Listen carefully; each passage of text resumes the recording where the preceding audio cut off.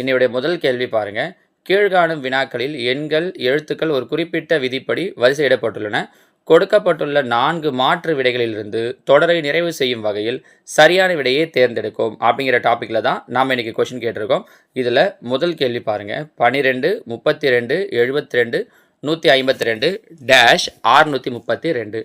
இப்போ இதில் ஒரு நம்பருக்கும் இந்த மாதிரி நம்பர்ஸில் அவங்க சொல்கிறாங்கன்னா, ஏற்கனவே அவங்களுக்கு இதில் ஒரு ஃபஸ்ட்டு லெசனில் இந்த மாடலில் கொஸ்டின் கேட்குறாங்கன்னா எப்படி சால்வ் பண்ணுறது அப்படிங்கிறத சொல்லியிருக்கேன். இதில் பாருங்கள், 12, 32. 12க்கும் 32க்கும் நடுவில் இருக்கிற கேப், அதாவது 12 கூட 20 கூட்டினா 32. அதே மாதிரி 32 கூட 40 கூட்டினா 72. 72 கூட 80 கூட்டினா 152. அப்போ 152 எதை கூட்டணும்னு பார்க்கணும். இங்கே பாருங்கள், 20 20 டபுள் ஆக்குனா 40, 40 டபுள் ஆக்குனா 80. அப்போ 80 டபுள் ஆக்குனா என்ன வரும்? 160. ஸோ இந்த 152 கூட நம்ம எதை கூட்டணும்? 160 கூட்டணும். பாருங்கள், 2 6 5 11, மீதி 1 1 1 2 1 3 312. அப்போ 152 160 கூட்டினா வரக்கூடியது 312. ஸோ இந்த முதல் கேள்விக்கான விடை ஆப்ஷன் 4, 3, 1, 2. ரொம்ப சிம்பிள் பாருங்கள். இந்த மாதிரி நம்பரில் கொடுக்குறாங்கன்னா ஒவ்வொரு நம்பர் கூடயும் நீங்கள் எதை ஆட் பண்ணியிருக்காங்க அப்படின்னு பார்த்தாலே போதும். இப்போ அடுத்த கொஸ்டின் பாருங்களேன். இங்கே என்ன பண்ணியிருக்காங்கன்னா 8, 19, 32, 47. 8 கூட 11 கூட்டினா 19. 19 கூட 13 கூட்டினா 32. 32 கூட 15 கூட்டினா 47. 11, 13, 15. அப்போ அடுத்து எதை கூட்டணும்? 17. ஸோ 47 கூட 17 கூட்டணும் அப்படின்னா 7 14, மீதி 1 4 1 5 1 6. So answer 64, option 1. புரியுதுங்களா? உங்கள் நோட்டில் நீங்கள் இதே மாதிரி கொஷின்ஸ் எழுதி நான் போட்டிருக்க மாதிரியே கீழே எந்தெந்த நம்பரை கூட்டியிருக்காங்க அப்படின்னு எழுதி வச்சுக்கோங்க. இப்படி எழுதி வச்சு இந்த நம்பர் 47 + 17 64, இங்கே 152 + 160 312 அப்படின்னு எழுதி வச்சுக்கிட்டாலே உங்களுக்கு அதே மாதிரி எந்தெந்த கேப், இந்த 20 40 60 11 13 15 17 இதை எழுதி வச்சுக்கோங்க. இதை எழுதிக்கிட்டிங்கனாலே அவங்க எப்படி ஆட் பண்ணியிருக்காங்க அப்படிங்கிறது உங்களுக்கு தெரிய வந்துடும். புரியுதா? ஸோ 2 கேள்வி முடிஞ்சிருக்கு பாருங்கள். 3வது கேள்வி எல்லாமே ரொம்ப சிம்பிளாக தான் கேட்பாங்களே. இப்போ உதாரணத்துக்கு இந்த கேள்வி பாருங்கள். 1 5 3 10 9 20 27 40. இங்கே என்ன பண்ணியிருக்காங்கன்னா, இங்கே 1 8 ஒரு நம்பர் பாருங்களேன். 1 3 9 27. இங்கே டேஷ் கொடுத்துருக்காங்க பாருங்கள். 1 3 3 3 9 9 3 27. அப்போ ஒவ்வொரு நம்பர் கூட 3 பெருக்கியிருக்காங்க. ஸோ 27 கூட 3 பெருக்கிறோம். 27 3 81. ஸோ இந்த கேள்விக்கு உண்டான விடை ஆப்ஷன் 1, 81. முடிஞ்சிச்சு பாருங்கள். 1 8 ஒரு நம்பர், அதாவது அவங்க கொடுத்துருக்கிறது ஏறு வரிசையில் இருக்கா இறங்கு வரிசையில் இருக்கா. நம்ம ஏற்கனவே நம்ம நம்பர் சீரிஸ் சொல்லும்போது முதல் வீடியோ போடும்போது எடுத்து பார்த்தீங்கன்னா, நான் இதுக்கு முன்னாடி போட்ட வீடியோட லிங்க் நான் உங்களுக்கு தரேன். லெசன் வைஸாகவே நம்ம டெய்லியும் போட்டுட்ருக்கோம் இல்லைங்களா? அதில் பார்த்தீங்கன்னா நம்ம இதை சொல்லியிருப்போம். என்னென்னா, அவங்க கொடுத்துருக்கிற எண்கள் ஏறு வரிசையில் இருக்கா இறங்கு வரிசையில் இருக்கான்னு பார்க்கணும். 1 5 ஏறுது, ஆனால் 3 மறுபடியும் இறங்கிடுது. மறுபடியும் 10 ஏறு வரிசை இறங்கு வரிசைன்னு மாறி ஏறி இறங்கின்னு இருக்குது பாருங்கள். இந்த மாதிரி இருந்துச்சுன்னா நீங்கள் என்ன பண்ணால் போதுன்னா, 1 விட்டு நம்ம ஒரு நம்பரை பார்த்தீங்கன்னாலே உங்களால் ஈஸியாக ஆன்சரை சொல்கிற முடியும். புரியுதுங்களா? அடுத்ததான் 4வது கேள்வி. 0 1 1 1 2 4 7 13 24 44. இங்கே என்ன பண்ணியிருக்காங்க அப்படின்னா, ஃபஸ்ட்டு 3 நம்பர் எடுத்துக்கிறாங்க. 0 1 1 மூணுத்தையும் கூட்டினா என்ன வரும்? 2. அடுத்த 3 நம்பர் 1 1 2 கூட்டினா 4. அதே மாதிரி அடுத்த 3 நம்பர். ஸோ ஒவ்வொரு நம்பரும் இப்போ 7 வேணும்னு வச்சுக்கோங்களேன். 7ங்கிறது அதுக்கு முன்னாடி இருக்கிற 3 நம்பரை கூட்டினா வரும் பாருங்கள். 1 2 3 4 7. 13 வேணும்னா இதுக்கு முன்னாடி இருக்கிற 3 நம்பரை கூட்டிங்கன்னா வரும். 2 4 7 2 4 6 7 13. அந்த மாதிரி தான் ஒரு நம்பரும். அப்போது நமக்கு இங்கே என்ன நம்பர் வரணும்னு தெரியணும்னா என்ன பண்ணால் போதும்? இதுக்கு முன்னாடி இருக்கிற 3 நம்பரை கூட்டினா போதும். எது? 13 24 44. இது மூணுத்தையும் கூப்பிட்டோன்னா சரியாக போச்சு. 4 4 8 3 11, மீதி 1 4 2 6 1 7 1 8. அப்போ இது மூணுத்தையும் கூட்டினா நமக்கு என்ன கிடைக்குது? 81. உங்களுக்கு சப்போஸ் டைரெக்டாக இங்கே கூட்ட தெரியலனா இந்த மாதிரி சைடில் எழுதி கூட டக்குன்னு நீங்கள் கூட்டிடலாம் பாருங்கள். புரிஞ்சுக்கிட்டுங்களா? இதுதான் 4வது கேள்விக்கான விடை. அப்போ 4வது கேள்விக்கான விடை ஆப்ஷன் 3, 81. சரிங்களா? அடுத்த 5வது கேள்வி பாருங்கள். 4 6 8 15 16 24 32 33 64. இங்கே என்ன பண்ணியிருக்காங்க அப்படின்னா, இங்கே நீங்கள் 1 8 ஒரு நம்பரை பாருங்களேன். 4 2 8 8 2 16 16 2 32 32 2 64. ஒருவேளை அவங்க இங்கே டேஷ் கொடுத்துருந்தாங்க அப்படின்னா 64 2 128ன்னு சொல்லியிருக்கலாம். ஆனால் நமக்கு அங்கே டேஷ் கொடுக்கல, இதுக்கு முன்னாடி கொடுத்துருக்காங்க. அப்போ மீதி இருக்கிற 1 8 ஒரு நம்பர் பாருங்களேன். 6 15 24 33, அப்புறம் தான் டேஷ் வருது. 6 கூட 9 கூட்டினா 15, 15 கூட 9 கூட்டினா 24, 24 கூட 9 கூட்டினா 33. அப்போ நம்ம என்ன பண்ணணும்? 33 கூட 9 கூட்டணும், 33 9 கூட்டணும் அப்படின்னா 42. ஸோ இந்த கேள்விக்கு உண்டான சரியான விடை ஆப்ஷன் 2 42. அவ்வளோதான். வெறும் 9 9 கூட்டியிருக்காங்க. இது வரைக்கும் நம்ம பண்ணதில் எதுவுமே பெரிய விஷயம்லாம் செய்யல பாருங்கள். ரொம்ப சிம்பிளாக ஒரு குறிப்பிட்ட நம்பரை கூட்டுறது கழிக்கிறது இதுதான் பார்த்துட்டு வரோமே. அடுத்ததா 6வது கேள்வி. 5 6 8 11 15 20. இப்போ இந்த கேள்வியில் என்ன பண்ணியிருக்காங்க அப்படின்னா இங்கே பாருங்கள் 5. இது இன்னும் ரொம்ப ஈஸி. 5 கூட 1 கூட்டினா 6, 6 கூட 2 கூட்டினா 8, 8 கூட 3 கூட்டினா 11, 11 கூட 4 கூட்டினா 15, 15 கூட 5 கூட்டினா 20. இப்போ நீங்கள் சொல்லுங்களேன், 20 கூட எதை ஆட் பண்ணணும்? 1 2 3 4 5. ஸோ கண்டிப்பாக 20 கூட எதை கூட்டணும்? 6 கூட்டணும். 20 கூட 6 கூட்டினீங்கன்னா உங்களுக்கு நல்லாவே தெரியல, 20 6 26. அவ்வளோதான், முடிஞ்சிச்சு பாருங்கள். இப்படி தான் பண்ணணும் அப்படிங்கிறது தெரியணும். நீங்கள் என்ன பண்ணுறீங்கன்னா எக்ஸாமில் கொஷின் என்னங்கிறதே பார்க்காம ஏதாவது ஒருத்துக்கு ஏ பி சின்னு போட்டு வருவீங்க. அப்படியெல்லாம் போடவே போடாதீங்க. கொஷினை கொஞ்சம் நல்லா கவனிச்சிங்க. இந்த மாதிரி ஒரு நம்பர் எதை கூட்டினா அடுத்த நம்பர் வருது அப்படின்னு பார்த்தீங்கனாலே போதும், உங்களால் ரொம்ப ஈஸியாக ஆன்சர் சொல்ல முடியும் பாருங்கள். சரிங்களாம்மா? ஸோ இந்த 6 கேள்வி நம்ம 1 2 3 4 வச்சு பார்த்தோமா? இப்போ அடுத்து பாருங்களேன், ஏபிசிடி வச்சு கொஷின் கேட்டாங்கன்னா நம்ம இதையும் முன்னாடி ஏற்கனவே நம்ம உங்களுக்கு லெசன் வைஸாக டாபிக் வைஸாக போடுறப்ப போட்டிருக்கோம். ஏபிசிடி வச்சு கேட்டால் எப்படி கேட்பாங்க அப்படிங்கிறத இந்த அடுத்த 2 கேள்வியில் பார்க்க போகிறோம். இப்போ பாருங்கள், ACFJO கரெக்டாக? ஏ நடுவில் எந்த எழுத்தை விட்டுட்டாங்க? பிங்கிற ஒரு எழுத்தை விட்டாங்க. அப்புறம் சி எழுதியிருக்காங்க. சிக்கு அப்புறம் என்ன பண்ணிட்டாங்க? டிஇன்னு 2 எழுத்து விட்டுட்டாங்க. விட்டுட்டு எஃப் எழுதியிருக்காங்க. எஃப்க்கு அப்புறம் FGHI 3 எழுத்து விட்டுட்டு ஜே எழுதியிருக்காங்க. ஜேக்கு அப்புறம் KLMN 4 எழுத்து விட்டுட்டு ஓ எழுதியிருக்காங்க. முதல்ல ஒரு எழுத்து 2 3 4. அப்போ ஓவுக்கு அப்புறம் இப்போ நம்ம எத்தனை எழுத்து விட்டுணும்? வெரி குட், 5 எழுத்து விட்டுணும். ஓவுக்கு அப்புறம் PQRST இந்த 5 எழுத்தை விட்டுட்டோம்னா அடுத்து வரக்கூடிய எழுத்து எது? U. So answer option 2 U. A B C D தெரியணும், அவ்வளோதான்.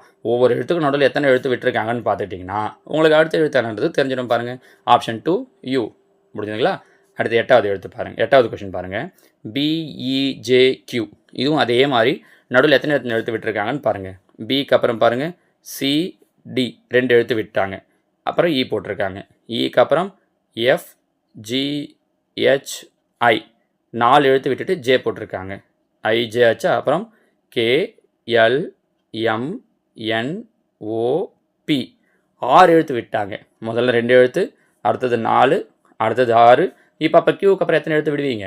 வெரி குட், 8 எழுத்து. அப்போ கியூக்கு அப்புறம் அடுத்தடுத்த எழுத்து பாருங்கள். PQ ஆச்சா? RSTUVWXY 8 எழுத்தை விட்டுறோம். 8 எழுத்தை விட்டுட்டு அதுக்கு அடுத்த எழுத்து ஒய்க்கு அப்புறம் என்ன வரும்? Z. So answer option 1 Z. புரியுதுங்களா? இங்கே 1 2 3 4 அப்படின்னு எழுத்து விட்டாங்க. இங்கே 2 4 6 8 அந்த மாதிரி எழுத்துக்களை விட்டுட்டு வராங்க. சரியா? So answer option 1 Z. புரியுதுங்களா? ஏபிசிடியில் கேட்டாங்கன்னா இந்த மாதிரி நடுவில் எத்தனை எழுத்து விட்டுருக்காங்க அப்படின்னு பார்த்தீங்கனாலே போதும். 9வது கேள்வி பாருங்கள். கீழ்கண்ட வினாக்களில் கொடுக்கப்பட்டுள்ள இரு வார்த்தைகளுக்கிடையே ஏதேனும் ஒரு தொடர்பு உள்ளது. அதே வகை தொடர்புடைய இரு வார்த்தைகளை கொடுக்கப்பட்டுள்ள 4 மாற்று விடைகளிலிருந்து தேர்ந்தெடுக்கவும். இந்த மாதிரி நமக்கு ஒரு 4-5 கொஷின் கேட்குறாங்க. இப்போ இதில் 9வது கேள்வி பாருங்கள். இங்க் பேப்பர் அப்படின்னா ஒரு 2 டேஷ் கொடுத்துருக்காங்க. என்னென்னா இந்த இங்க்குக்கும் பேப்பருக்கும் என்ன ரிலேஷன்னு பார்க்கணும். பேப்பரில் எதை வச்சு எழுதுவோம்? இங்கை வச்சு எழுதுவோம். இப்படி சொல்லலாமா? நீங்கள் இந்த மாதிரி யோசிச்சிங்கன்னா போதும். ரிவர்ஸ்லையும் யோசிக்கலாம், ஃபார்வர்ட்லையும் யோசிக்கலாம், இல்லை இப்படி யோசிக்கலாம். இங்கை வச்சு எதில் எழுதுவோம்? பேப்பரில் எழுதுவோம். இங்கை வச்சு எதில் எழுதுவோம்? பேப்பரில் எழுதுவோம். இப்போ இதே மாதிரி கீழே இந்த ஸ்டேட்மெண்ட்டே சொல்லி பாருங்களேன். பென்னை வச்சு பென்சிலில் எழுதுவோம். கரெக்டாக? தப்பு. பென்னை வச்சு எப்படி பென்சிலில் எழுத முடியும்? பெயிண்ட்டை வச்சு பெயிண்டிங்கில் எழுதுவோம். கிடையாது. சாக்கை வச்சு பிளாக் போர்டில் எழுதுவோம். கரெக்டாக? சாக்கை வச்சு என்ன பண்ணுவோம்? பிளாக் போர்டில் எழுதுவோம். கார்பன் பேப்பரை வச்சு பால் பாயிண்ட் பெனில் எழுதுவோம். கிடையாது பாருங்கள். பால் பாயிண்ட் பெண்ணை வச்சு அப்படி வேணால் சொல்லலாம். அப்போ இதுவும் கிடையாது. புரியுதா? இங்கை வச்சு பேப்பரில் எழுதுவோம். சாக் பீஸை வச்சு போர்டில் எழுதுவோம். கரெக்டாக பொருந்தது பாருங்கள். அப்போ answer option 3 chalk is to black board. ஓகேங்களா? அடுத்த 10வது கேள்வி பாருங்கள். எடிட்டர் மேகசைன், அதாவது எடிட்டர் என்ன பண்ணுவார்னா மேகசைனில் கரெக்ஷன் பண்ணுவார். அதில் இருக்கிறதெல்லாம் கரெக்டாக இது பண்ணுவார். கரெக்டாக மேகசைன் பேப்பர் இருக்குல்ல, நியூஸ் பேப்பர் அந்த மாதிரியான ஏதாவது மாத இதழ் அந்த மாதிரிலாம் இருக்குது இல்லையா, அதில் எடிட்டர் தான் கரெக்டாக ப்ரூஃப் பார்த்து அது எல்லாத்தையும் சரி பண்ணுவார். அதே மாதிரி எடிட்டர், அப்போ இங்கே தான் ஃபஸ்ட்டு பர்சன் ஆள் வராரு, எடிட்டர்ன்றவர் தான் ஆள். அப்போ இதுலேயும் ஃபஸ்ட்டு வரவர் ஆளாக இருக்கணும். நாவல் அப்படிங்கிறது ஆள் கிடையாது, போயம்ங்கிறது ஆள் கிடையாது, சேருங்கிறது ஆள் கிடையாது, டைரக்டருங்கிறது ஒரு ஆள். டைரக்டர் தான் ஃபிலிமில் இருக்கிறதெல்லாம் கரெக்டாக பார்த்து சரி பண்ணுவார். So answer option 4, director film. நம்ம புரியுதுங்களாமா? 11வது கேள்வி பாருங்கள். சைல்டு ஃபேமிலி ஈஸ்ட்டு டேஷ் டேஷ்னு கொடுத்துருக்காங்க. இப்போ பார்த்தீங்கன்னா சைல்டுக்கும் ஃபேமிலிக்கும் என்ன ரிலேஷன் இருக்கோ அதே ரிலேஷனில் கீழே என்ன இருக்குது அப்படின்னு சொல்லி நம்ம பார்க்கணும். இப்போ பாருங்களேன், ஃபேமிலியில் சைல்டு இருக்கும், கரெக்டாக. குடும்பத்தில் ஒரு உறுப்பினராக எது இருக்கும் அப்படின்னா சைல்டு இருக்கும். அதே மாதிரி கீழே இருக்கிற ஆப்ஷனில் எது மேட்ச் ஆகுது அப்படின்னு சொல்லி பார்க்கணும். ஃபேமிலியில் ஒன்று சைல்டு, ஃபர்னிச்சர்ஸில் ஒன்று சேரு, நிறைய ஃபர்னிச்சர்ஸ், கரெக்டாக. அதில் ஒன்று தான் என்னது அப்படின்னா சேர் அப்படிங்கிறது. ஃபர்னிச்சர்ஸ்ன்றது மொத்தமாக அந்த குரூப்போட பேர், அதில் ஒன்று தான் சேர். ஃபேமிலி அப்படிங்கிறது அந்த குரூப்போட பேர், அதில் ஒருத்தர் தான் யார் அப்படின்னா சைல்டு. நம்ம புரிஞ்சுக்க முடியுதா? அப்போ இதில் சரியாக எது மேட்ச் ஆகும் அப்படின்னா ஆப்ஷன் 4 சேர் ஃபர்னிச்சர் அப்படிங்கிறது தான். இந்த மாடல் கொஷின்ஸை பொறுத்த வரைக்கும் பெரும்பாலும் அவங்க பார்த்தீங்கன்னா இங்கிலீஷில் தான் கொஷின் கொடுக்குறாங்க. இப்போ இதேமாதிரி சைல்டு ஃபேமிலின்னு சொல்லிட்டு இதை தமிழ் படுத்தி தான் மேக்ஸிமம் அவங்க கொடுக்கறதில்ல. அதனால் இதோட இங்கிலீஷ் அர்த்தத்தையும் நீங்கள் தெரிஞ்சு வச்சுக்கிறது தான் எப்போவுமே நல்லது, சரிங்களா? அடுத்ததாக 12வது பாருங்கள். லயன் கப் ஈஸ்ட்டு டேஷ்னு கொடுத்துருக்காங்க. இப்போ லயனோட குட்டி இல்லை அதோட குழந்தைய தான் என்னன்னு சொல்லி சொல்லுவோம் அப்படின்னா கப், சிங்க குருளை அப்படின்னு தமிழில் படிப்போம் இல்லைங்களா? ஸோ லயனோட குழந்தைய தான் இல்லை அதோட குட்டியை தான் கப் அப்படின்னு சொல்லி சொல்லுவோம். அதே மாதிரி கீழே இருக்கிறதுல பாருங்கள், மதருடைய குழந்தை தான் யார் அப்படின்னா சைல்டு. மதரோட குழந்தை ஆண்ட்டுன்னு வராது, ஆண்ட்டோட குழந்தை சைல்டுன்னு வராது, ஃபாதரோட சைல்டு கிராண்ட் ஃபாதர்னு வராது. ஸோ இங்கே கரெக்டாக மேட்ச் ஆகிறது மதர் சைல்டு, ரைட்டா? ஸோ அந்த ரெண்டு வேர்டுக்கு என்ன ரிலேஷனோ அதே ரிலேஷனில் கீழே எது இருக்குது அப்படின்னு பார்க்கணும். அடுத்தது 13th ஒன் பாருங்கள். BAC.DEF.NOP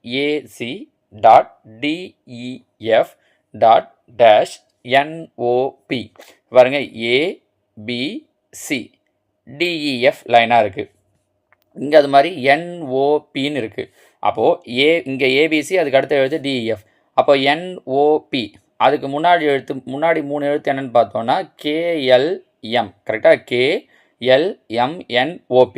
ஆனால் இவங்க ஃபஸ்ட்டு எழுதும்போது ஆர்டராக எழுதலை பாருங்களேன். ABCங்கிறதுல சியை மட்டும் இங்கே எழுதிட்டு ஏவையும் பியும் இடம் மாற்றி போட்டாங்க, கரெக்டாக? ஏவை இங்கே பியை இங்கே அப்படின்னு சொல்லிட்டு ஏவை இங்கேயும் பி இங்கேயும் இடம் மாற்றி போட்டாங்க. அப்போ அதே மாதிரி இந்த KLM அப்படிங்கிறதுல கேவையும் எல்லையும் இடம் மாற்றி எழுதணுன்னா LKMன்னு வரும், கரெக்டாமா? இப்போ LKM எங்கே இருக்குது? இதோ ஃபஸ்ட் ஆப்ஷன் LKMங்கிறது தான் சரியான விடை. நீங்கள் KLMனு எழுதிட்டிங்கன்னா தப்பாயிடும். 14 பாருங்கள். மவுஸ் கேட் ஈஸ்ட்டு ஃப்ளைக்கு என்ன வரும் அப்படின்னு கேட்டிருக்காங்க. மவுஸை எது பிடிக்கும்?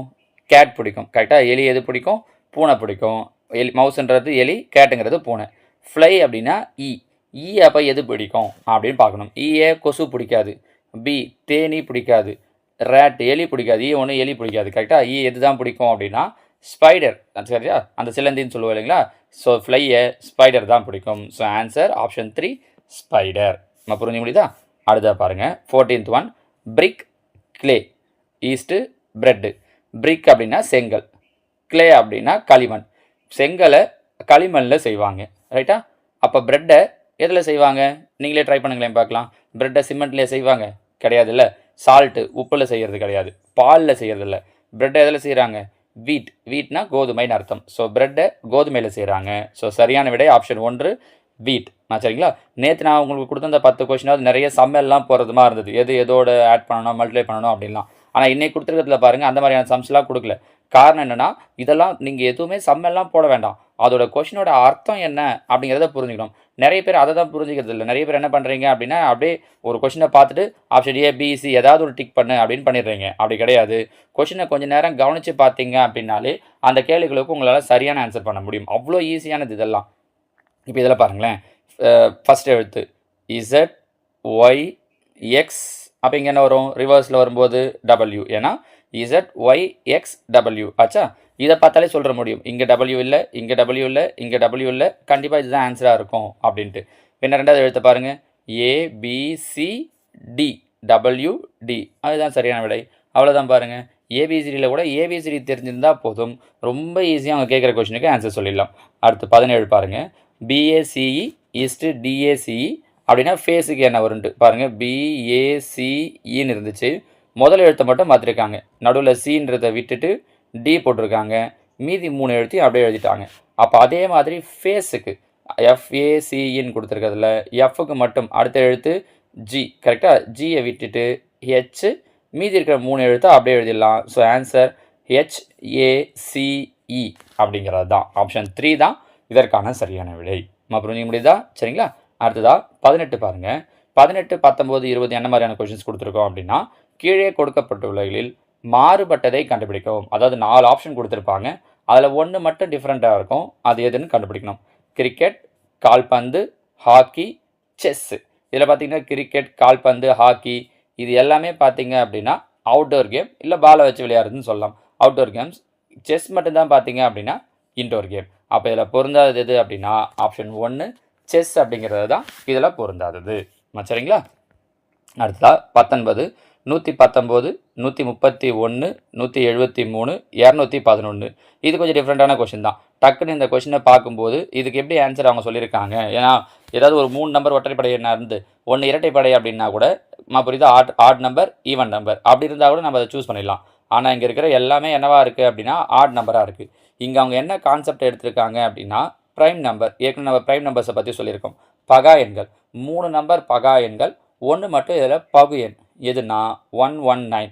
119 பார்த்தீங்க அப்படின்னா 7ஆல் வகுப்படும். பாருங்கள், 1 7 7, 1 7 7, மீதி 4, 7 49 முழுசாக வகுப்படுது பாருங்கள். ஸோ 7ஆம் வாய்ப்பாட்டிலையும் வரும், 17ஆம் வாய்ப்பாட்டிலையும் வரும் அதே மாதிரி. சரிங்களா? ஸோ 119 மட்டும்தான் பார்த்தீங்கன்னா இந்த இடத்துல பகு எண், அதாவது காம்போசிட் நம்பர். மற்ற எல்லாமே பகா எண். அதனால் இதில் பொருந்தாதது ஆப்ஷன் 3 119 அப்படிங்கிறது தான். சரிங்களாமா? அடுத்ததா 20வது கேள்வி பாருங்கள். Text book, scenery, magazine, news paper இதில் எது பொருந்தாதது அப்படின்னு கேட்டிருக்காங்க. Text book, magazine, news paper இது எல்லாமே பார்த்தீங்கன்னா இந்த பேப்பரை அடிப்படையாக கொண்டு புக்கு அந்த மாதிரியான விஷயங்கள். ஆனால் சீனரி அப்படிங்கிறது என்ன அப்படின்னா ஒரு இயற்கை காட்சி. இது ஒரு இயற்கை காட்சியை சொல்கிறது. ஸோ இதில் பொருந்தாதது எது அப்படின்னு பார்த்தீங்கன்னா ஆப்ஷன் 4 சீனரி.